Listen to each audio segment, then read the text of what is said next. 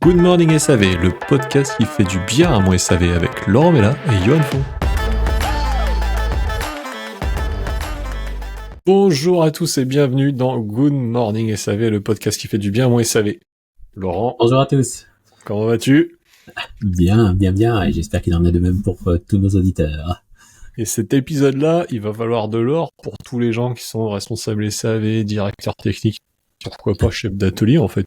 Pratiquement plein de monde, même les techniciens, ça pourra vous servir à convaincre, parce qu'on va parler de convaincre son codir. Et moi, je me suis imaginé, on est en 2030, ça fait 5 ans que j'écoute le podcast, j'ai compris que je peux faire changer ce SAV pompier que je subis depuis 10 ans dans mon entreprise. Et le problème, c'est que depuis 10 ans, j'ai jamais réussi à faire entendre des choses à mon codir, et tout ce qu'ils veulent, c'est que je répare le plus vite possible, sans trop discuter. Donc aujourd'hui, Laurent, dis-moi comment je peux enfin convaincre mon codir pour qu'il change de stratégie et qu'il mette le SAV au cœur de la machine. La question de convaincre, c'est toujours un vrai sujet. Les responsables SAV, j'en ai connu beaucoup, qui se sont épuisés, mais vraiment épuisés à essayer de faire entendre à leur direction que la stratégie service, telle qu'elle était, c'était pas forcément la bonne, ça allait pas au bon endroit, que elle grillait des personnes de l'équipe, ça faisait partir des techniciens, ça faisait partir parfois certains clients, et malgré ça, malgré ces éléments plutôt factuels, quand on a un turnover du service qui augmente, quand on a des clients, on a du churn, comme on dit en anglais, des clients qui renouvellent pas, qui partent à la concurrence, eh bien, les directions disaient oui, mais c'est votre mode de management, oui, mais c'est la concurrence qui nous prend des parts de marché, et trouvaient toujours des éléments, des facteurs externes. Alors, je dis pas que parfois, il n'y a pas un bout de ça dedans, dans l'histoire. Je caricature un peu volontairement là pour poser le débat. Mais en tout cas, je cherchais autre chose que le fait de remettre en cause la stratégie de l'entreprise. Oui. Est-ce que ce serait pas de la mauvaise foi par hasard ? Il me semble qu'on a abordé ce sujet-là il y a pas très longtemps. Et je vous invite à écouter cet épisode. Si vous ne l'avez pas écouté, ça vous aidera à comprendre aussi ce qu'on va dire aujourd'hui. Épisode 37. Parce que c'est un vrai sujet aussi. Et bien sûr que ça pourrait paraître pour de la mauvaise foi, et d'ailleurs ce qui est source d'épuisement. Parce que si on a l'impression d'être face à quelqu'un qui est entre guillemets buté, désolé pour le terme, ça veut dire que effectivement on peut rien faire, donc je me tape la tête contre les murs, donc je vais arrêter un jour. La difficulté, c'est que des directeurs SAV, des responsables SAV, des responsables service de qualité, il n'y en a pas non plus tant que ça sur le marché.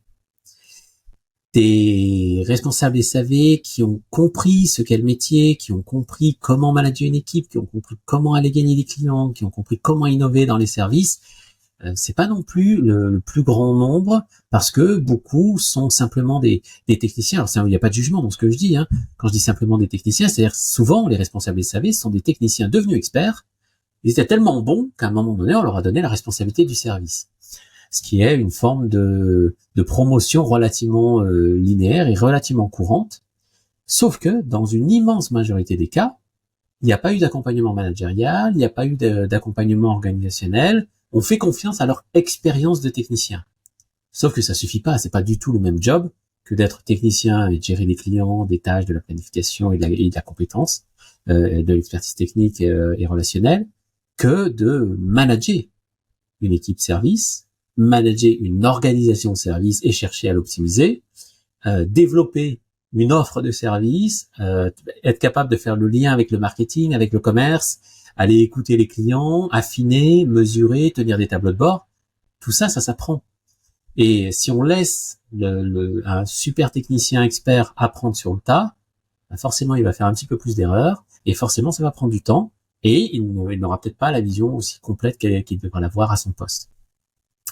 Donc, c'est de la responsabilité de l'entreprise quand elle fait grandir un technicien ou un inspecteur, ou en tout cas quelqu'un qui a une grande expertise au poste de responsable SAV, de l'accompagner, de lui amener les formations nécessaires, et les outils, la méthode, etc. Donc, ça, comme c'est pas toujours fait, On prend ça d'un côté, on ajoute de l'autre côté que quand il s'agit d'aller convaincre quelqu'un, il faut une capacité à négocier, il faut une capacité à aller traiter de l'objection, il faut une capacité à construire un dossier, construire une stratégie et aller la défendre. Là aussi, selon le parcours du responsable service, c'est plus ou moins facile à faire, plus ou moins compliqué à faire. Donc, on a une question de compétences. Comment, à ce poste-là, j'ai les compétences pour. 2, on a une question de capacité à construire un projet. Parce qu'une stratégie, c'est une construction de projet. C'est où est-ce qu'on a envie d'aller et quelle est la meilleure façon d'utiliser nos ressources pour y aller. Et dans quel ordre. Comment j'ordonnance les choses. Donc ça, c'est une deuxième compétence qu'il faut acquérir. En face, on a une direction qui, en général, sait faire. Elle fait ça depuis longtemps, c'est un peu son job. De poser une vision, de poser une stratégie et d'essayer d'emmener toute une équipe dans une certaine direction. Donc, les forces sont pas équitables. On est dans un rapport de force qui est pas en faveur du responsable SAV. En tout cas, rarement. Ça arrive, il y a des responsables SAV qui sont super formés, qui marchent très très bien et qui arrivent à le faire. Mais justement, on va traiter le cas de tous ceux qui ont plus de mal. Et qui ont une direction qui n'a pas forcément compris. Parce que quand la direction a compris, alors il y a deux cas de figure. Je vais être un peu plus précis. Il y a le cas de figure où la direction a compris que les services, le SAV, tous les services associés qu'on peut ajouter à nos équipements, ça doit faire partie de la stratégie. Simplement, à un moment donné, on n'est plus d'accord sur comment il faut développer ça, par quelles étapes il faut passer, quel genre d'investissement il faut faire. Parce que ce qui crée la conversation, ce qui crée la discussion, c'est qu'à un moment donné, il faut accorder de la ressource humaine, financière, des moyens techniques parfois, peut-être du logiciel, etc. Donc il y a de l'investissement à faire.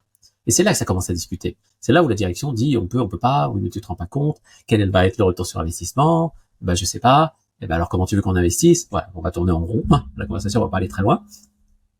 Donc ça c'est le premier cas, puis le deuxième cas, c'est le cas où la direction n'a pas compris.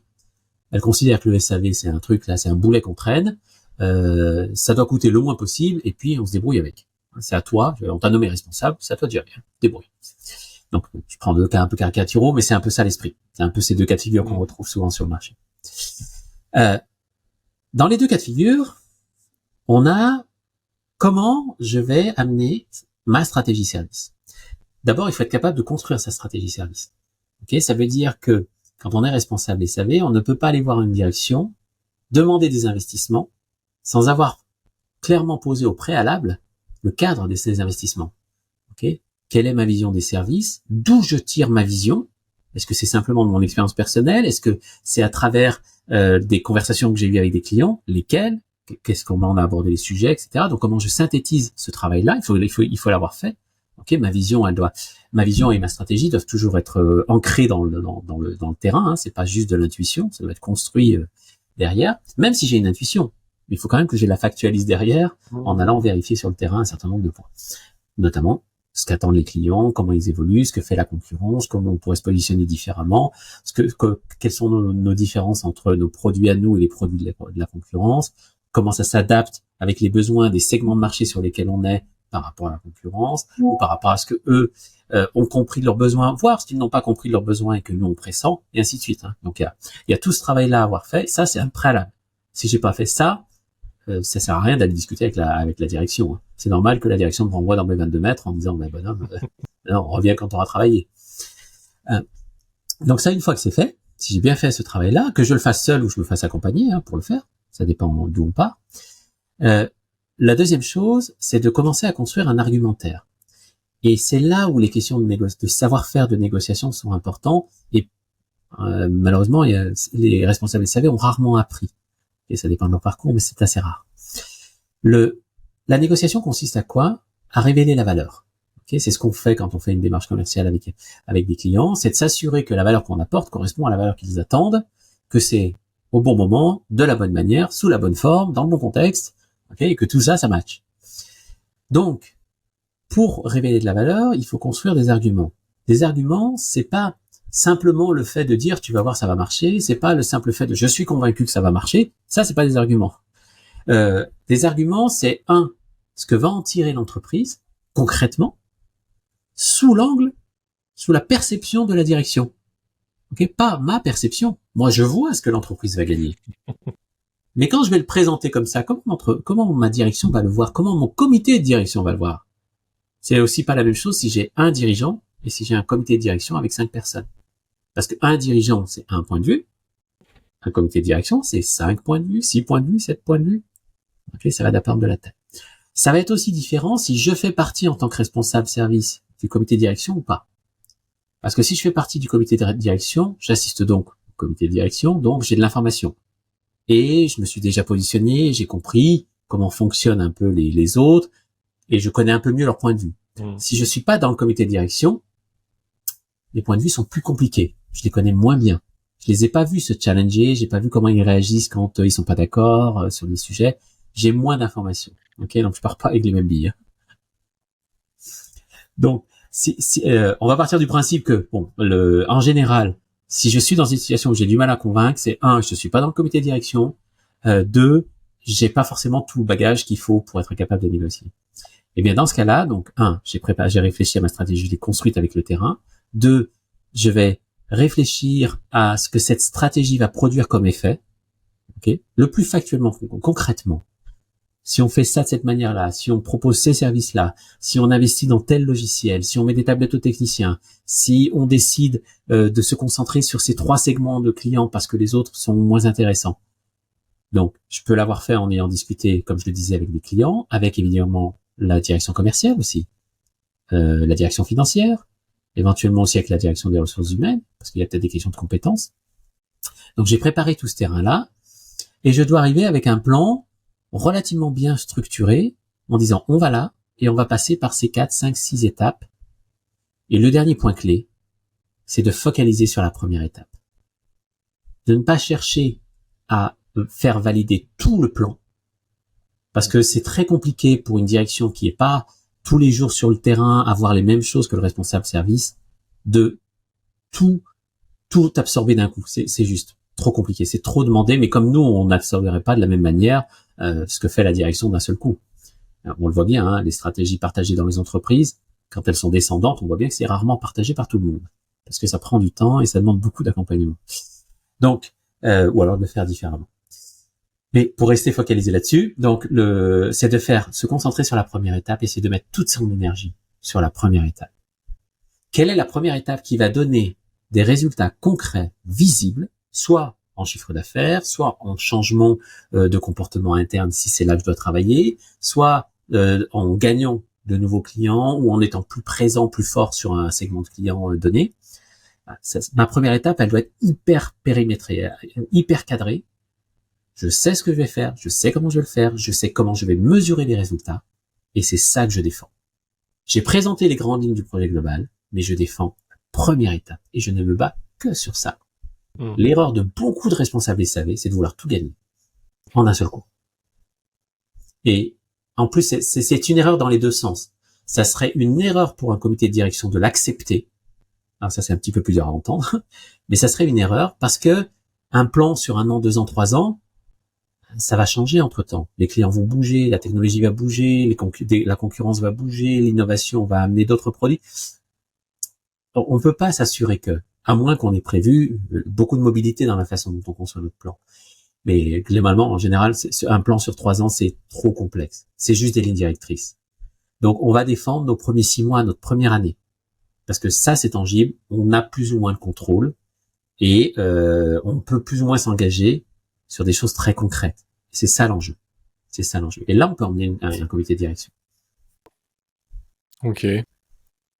La marche, elle me paraît super haute pour des gens qui n'ont jamais fait ça. Ouais. D'y aller tout seul. Est-ce réellement réaliste? Alors, comme je disais, hein, tout dépend si je suis déjà dans le comité de direction ou si je le suis pas.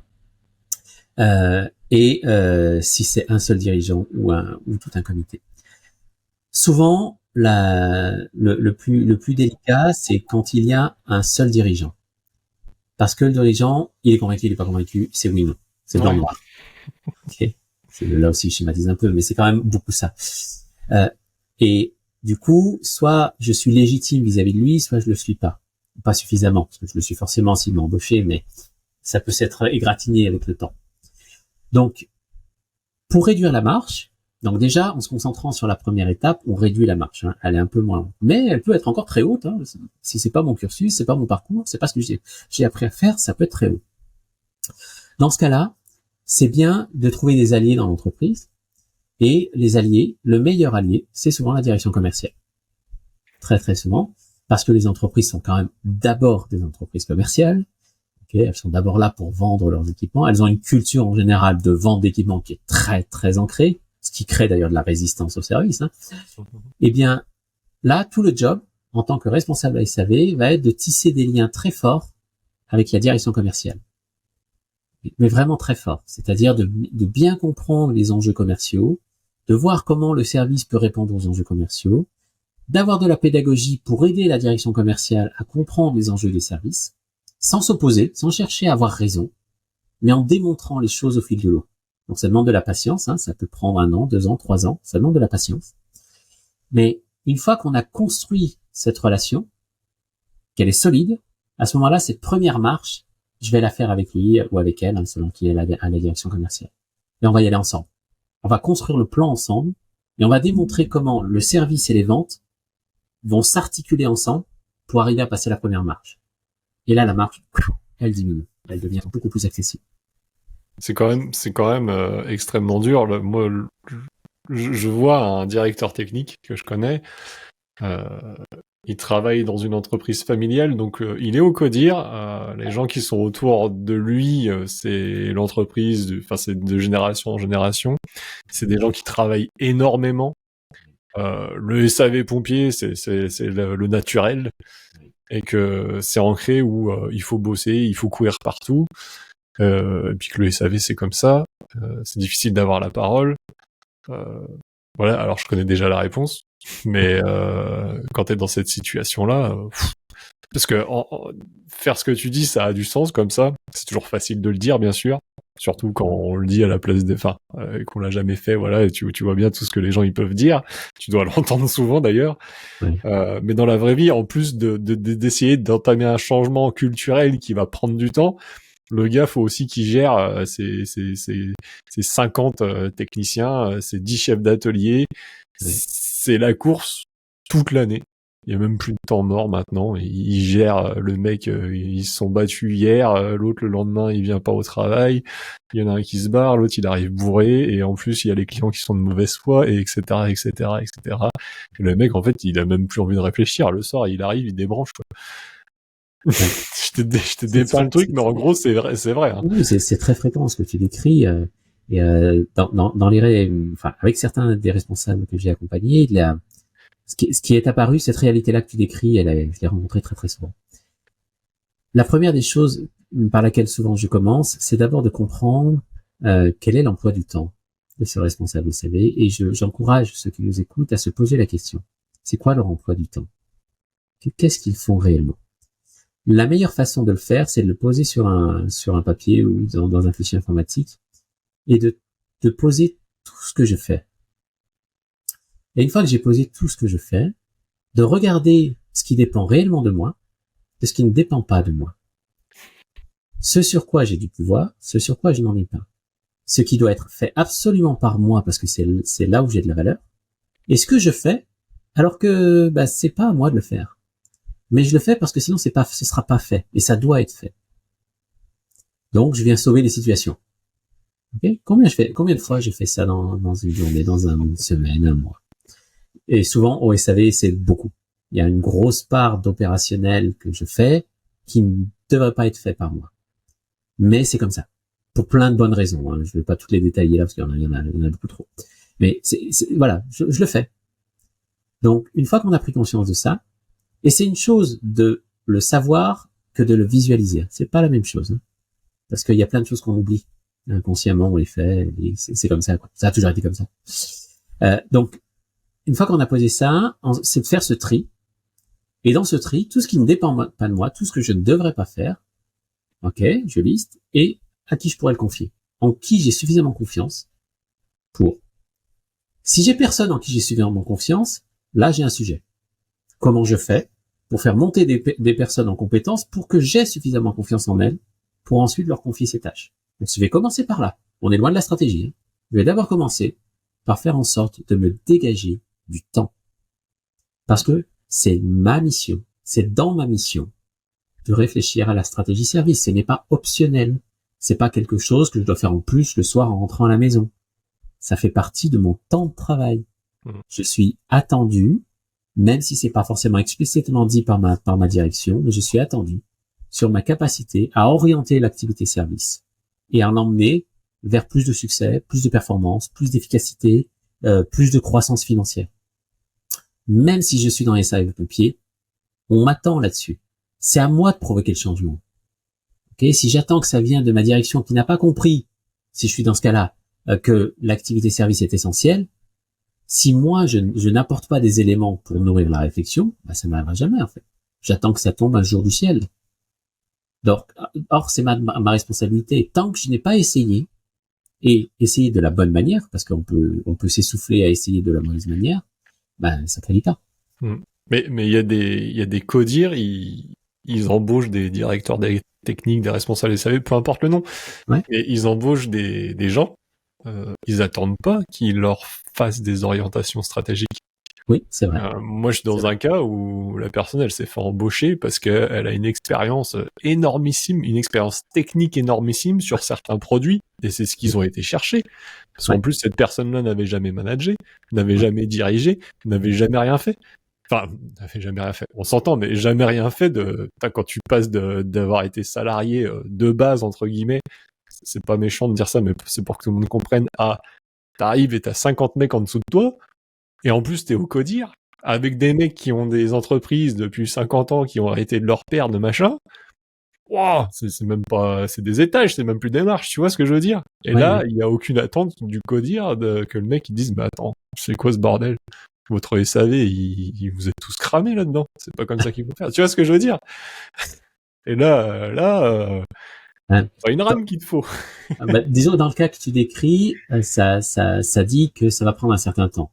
C'est-à-dire que d'abord, le job de ce directeur technique, ça va être de monter en compétences managériales, de comprendre comment fonctionne le codir, de comprendre ce que c'est qu'une stratégie, comment on construit une stratégie. Donc, il va falloir qu'il se forme, soit à travers l'entreprise, soit un peu personnellement aussi. Il faut pas tout attendre de l'entreprise pour progresser et prendre la pleine dimension de ce que c'est qu'être responsable ou directeur technique d'un service. Ça, c'est la première chose. Donc, ça va prendre un certain temps, peut-être 1 an, 2 ans, 3 ans, je ne sais pas. Ensuite, c'est de prendre conscience que de toute façon, à un moment donné, il sera attendu sur la stratégie. C'est pas parce que c'est pas présent au départ que ça n'arrivera pas. Ça va arriver. Plus il va connaître l'entreprise, plus il va avancer, plus l'entreprise va en attendre de lui. Et la stratégie en fera partie. On lui demandera de dire, OK, on va où, bonhomme? Comment on va développer? Et donc, ce sera bien à lui d'être force de proposition. Donc, à un moment donné, ça va lui tomber dessus. Donc, faut construire mais faut accepter des fois, quand on part de très loin, faut accepter que d'abord monter soi en compétence. Mais avec cette ligne directrice-là, de se dire qu'à la fin, à un moment donné dans le chemin, on va se positionner comme quelqu'un qui apporte de la compétence autour des questions stratégiques. Et j'aime bien t'envoyer des munitions. Qu'est-ce que tu dis aux gens qui vont te dire « Ah, mais j'ai pas le choix. » Moi, j'aime pas entendre ça. Mais souvent, on l'entend. « Ah, mais c'est comme ça, j'ai pas le choix. » Ouais. Vraiment? Alors, prenons une petite minute philosophique. Avons-nous toujours le choix? On vous laisse 4 heures et on reprend juste après. Avons-nous toujours le choix? Alors, tu vas avoir 2 écoles. Certains, en gros, là aussi je schématise un peu, mais tu as l'école de tous les grands philosophes de type Descartes qui disent non, nous n'avons pas le choix, tout est déterminé à l'avance. Ça s'appelle le déterminisme. De l'autre côté, tu as une deuxième école qui est plutôt l'école de Sartre, on va dire, on a toujours le choix, même de mourir. Okay. On a toujours le choix, il n'y a jamais d'exception. Okay. Et peut-être, alors je pense que celui qui a réconcilié un petit peu tout le monde, je dirais que c'est Spinoza, en disant on a toujours le choix dans un cadre donné. Et moi, je colle plutôt à ça. En fait, bien sûr que on peut choisir de vivre ou de mourir, mais c'est un peu extrême. Dans la réalité, nos choix ne sont pas que nos choix. Ils sont aussi influencés par le contexte dans lequel nous sommes. Okay, nous sommes toujours installés dans un système. Une entreprise, c'est un système. Mon service, c'est un système. La société en général, c'est un système. Donc, on est toujours dans un système. Ce système, il a des influences sur nous. On est influencé par notre l'éducation, la culture dans laquelle on vit, les croyances que l'on peut avoir, les normes, les processus, les procédures qui ont été mises en place. Tout ça, ça nous influence. Ça détermine quand même la limite de à la fois de nos responsabilités et donc de nos choix. Et puis, on a nos choix personnels, notre capacité à prendre des décisions et à faire des choix. Eh bien, c'est toujours l'alliance des deux. Donc, on a bien toujours le choix dans un système donné, dans un contexte donné. Donc, quand j'entends certains directeurs, que ce soit SAV ou autres, me dire j'ai pas le choix, ma question c'est pas de lui répondre si tu as le choix, parce que ça apporte rien, mais c'est plutôt de chercher à comprendre le contexte. De dire ok, tu m'expliques que tu n'as pas le choix, parle-moi de ton contexte. Qu'est-ce qui empêche tes choix? En général, il va expliquer les normes, le process, l'organisation, les responsabilités qu'on m'a données, les limites financières qu'on m'a posées, les moyens humains, techniques que j'ai à disposition. Ok, très bien. On regarde tout ça et on regarde les limites que ça pose. Qu'est-ce que ça amène comme contrainte? Et une fois qu'on a cette cartographie des contraintes, quel choix on peut faire avec ce qu'on a par rapport à une stratégie donnée, à des objectifs donnés. Et évidemment, l'assemblage des choix qu'on peut faire, en fait, il est hyper large. Okay, avec X données d'entrée, je peux faire une multitude de combinaisons possibles. C'est exactement ce qui est en train de se jouer là. Et donc, en général, je les accompagne à dire, par rapport à ces objectifs-là, voilà les directions qui existent, les chemins qu'on pourrait prendre, lequel on choisit. Et là, on fait un choix dans un système contraint. Et ce choix, il va peut-être pas tout résoudre et nous emmener à 100% là où on a envie d'aller. Mais ça, c'est pas grave. Faisons déjà un premier pas dans la bonne direction. Et quand on aura fait ce pas-là, notre regard sur les contraintes qui nous entourent va être différent parce qu'on aura fait un chemin. On aura appris des choses, on aura confronté certaines contraintes, on aura peut-être gagné certaines ressources et ça va nous faire bouger. Bon, en tout cas, ce que je vois, pour connaître un peu mon milieu à moi, c'est que il y a quand même beaucoup de situations qui sont ultra compliquées et comme les gens sont dans le jus constamment, je trouve que t'as vraiment besoin d'avoir quelqu'un de l'extérieur pour te sortir de là et t'ouvrir les yeux, quoi. Alors les gens ils vont dire ouais les mecs vous faites de la pub pour votre boutique.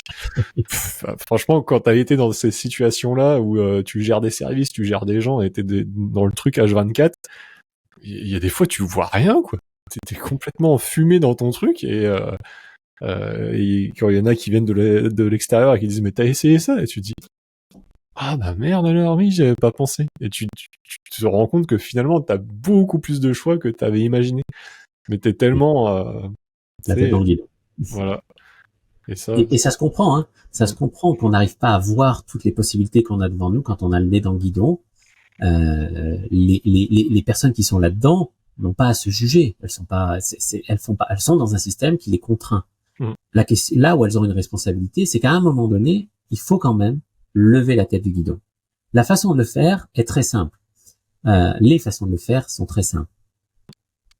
Le plus simple, c'est de sortir de l'entreprise.